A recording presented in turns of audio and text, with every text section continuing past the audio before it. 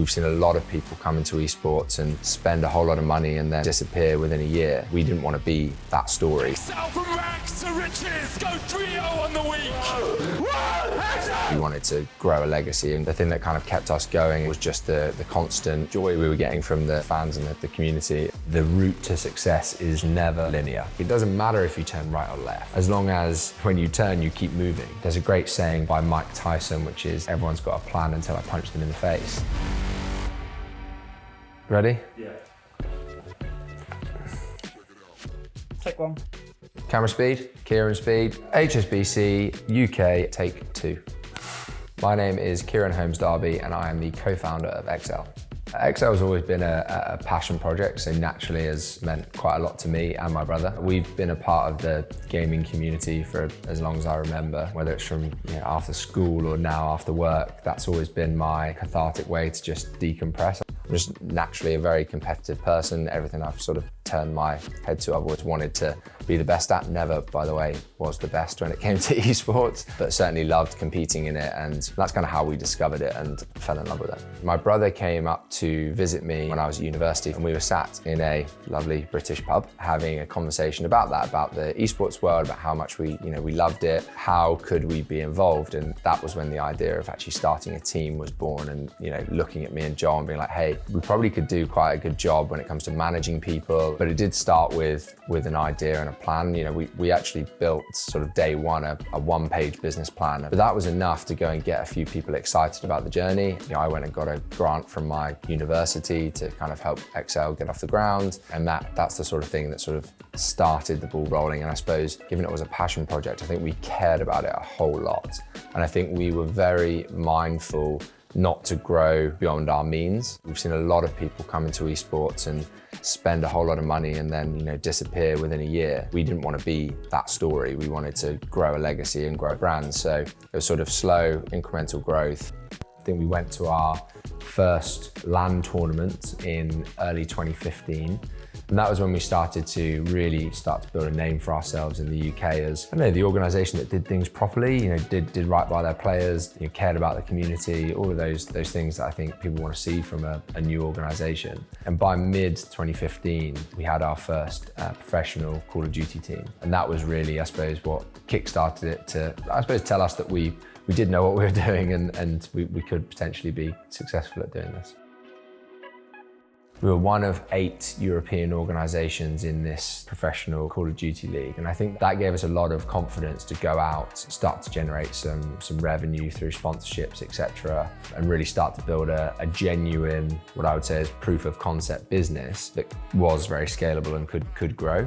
We actually went on to sell that team, and selling allowed us to really bankroll Excel for almost the next year. And that was the big turning point of like, okay, there's lots of different revenue streams that we can tap into here. And that was, I suppose, the catalyst to make us realize that we could actually make a business out of this.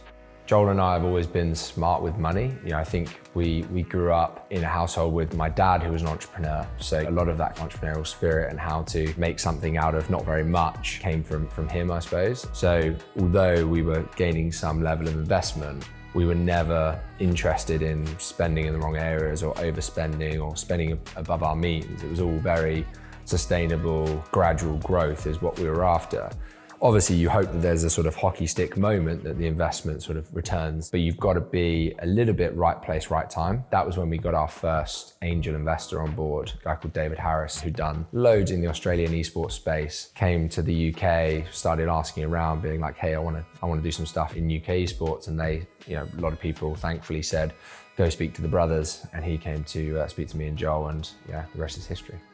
The UK gaming market is heavily console-based. So we came from the UK, that was where we put ourselves on the map with games like Call of Duty, FIFA, Gears of War, Halo. And we definitely made a name for ourselves amongst those communities. But when you looked at the wider esports market, and there's a whole host of PC games that we hadn't really touched, League of Legends being the main one and the one with all the viewership around it. So we made a conscious decision to try and get into that title. We went on to win a lot of the UK regional competitions, and I think that then established our brand as the go-to UK brand for League of Legends specifically.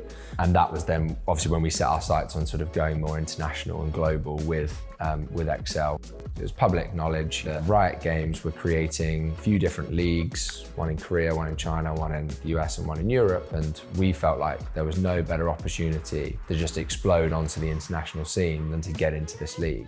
Realistically, we were massive underdogs to get into the league. You know, we were a small-time UK-based team that some people felt had no shot of getting in. So we locked ourselves away for 2 to 3 months and built an extensive business plan, a 5-year plan that sort of set out pretty much every step of the journey that we felt like we were about to go on. And we shipped this big pack around to not only to Riot to say, hey, we're serious about this application and we're serious about this next step of our business, but also that's the document we actually used to go and raise the funding necessary to get into the league. It was a little bit of an all or nothing situation. We went out to market to raise serious sum of money. We'd never raised that level of money before. We didn't really know what we were doing, if we were honest.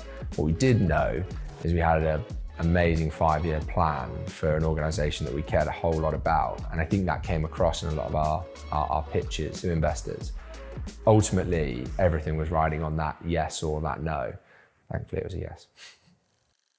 I think with startups, the route to success is pretty much never linear. Like, you're never gonna go from 0 to 100 in exactly the way that you think you're going to. And you've got to be adaptable and willing to pivot and change direction slightly while still maintaining the end goal in mind. Some of the key attributes for an entrepreneur, I mean, the obvious one is vision. Like, you've got to be able to see something that maybe not everyone can see, because if everyone could see it, then they'd be doing it. And you've got to be completely committed to that vision in order to convince a whole lot of people along the way that you're not crazy and you're actually onto something. Ideas are great, but ultimately execution is everything. So execute on that brilliant vision or that idea. It's all about, I would say, determination more than necessarily ambition. You've got your vision and you are absolutely determined that no matter what comes your way, you're gonna push through that.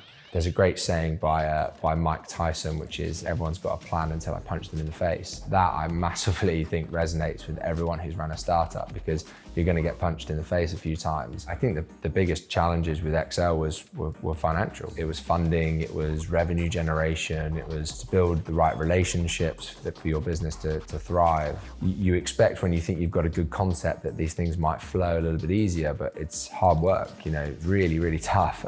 So we had times where we're in a tough financial position. The advice really is just to stay resilient and stay focused. During the times where it doesn't quite go to plan and you've got to kind of deviate and get back on course, I think they're the times that you do turn to people to look for advice. Definitely speak to a financial advisor. If you can have some mentors who have some real sort of financial acumen that can really help you, guide you through that, then turn to them. One of the things that I got taught by one of my mentors was the worst thing you can do is do nothing. Because if you're trying to grow a business and you're trying to take a business in a general direction, you've got to keep it moving, and you've got to keep it moving preferably forward, so preferably making the right decisions. But it's almost like it doesn't matter if you turn right or left, as long as when you turn, you keep moving. I mean, I'm one of these people that doesn't live with regrets. Like, if you ask me the question, what would I do differently or whatever, my answer would be nothing, because I believe in all the wrong turns that I've made, or all the mistakes that I've made, I've learned so much from. And in that kind of high pressure environment of a startup, you learn really fast. And I think the only real advice that I could give to a younger me would probably be the advice that my dad has always tried to instill in me, but maybe I didn't listen to quite enough, which is, you've got 2 of these and 1 of these. Listen more than you speak. And that's something I could definitely still be better at, and I would tell a younger Kieran to do more of that. I think for me now, what drives me is, I know that I have to be super passionate about something in order to give it my all and apply myself wholeheartedly, and want to jump out of bed and get involved with something. So for me, I'm just searching for those passion points. And for me, anything that I do now is about adding value to that community. And ultimately, if you're adding value to a huge community of people, you can be successful doing that. Ooh, am I proud of everything I've accomplished?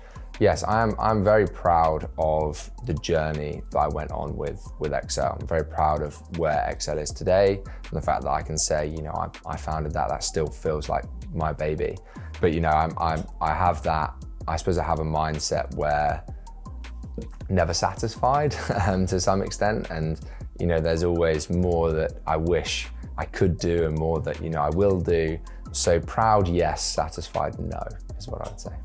3 bits of advice that I would give for someone wanting to start their own business. I've got 3 principles that I've kind of always tried to live by. Number 1 would be planning is everything, but having a plan is useless. If you're starting a business and you're looking for investment in that business, no one's gonna, you know, be excited about your business unless you have a clear plan of where you're trying to get to. But then you've got to be adaptable, you know, with what comes your way. You've got to be able to retrack your journey from A to C that might not quite go through B, but go just around it. Number 2 would be authenticity can't be fabricated. Good business practice is just to be very honest, upfront and transparent with everyone you meet about where your business is at and where you're trying to get it to. But also that's about owning what you don't know and realizing that you're not going to know everything. You are going to be learning on the job. So if you need, you know, financial help or financial advice, go and seek that help. You know, that's okay to ask for help. And then number 3 would be celebrate the wins. So it's really important that when you do have a win, whether that be financially or whatever, you celebrate that. I think it's important to see the milestones along the way, because that will motivate you to keep pushing to the next milestone. So I'm a big believer in work hard, play hard. And yeah, when you have those wins, make sure you celebrate them.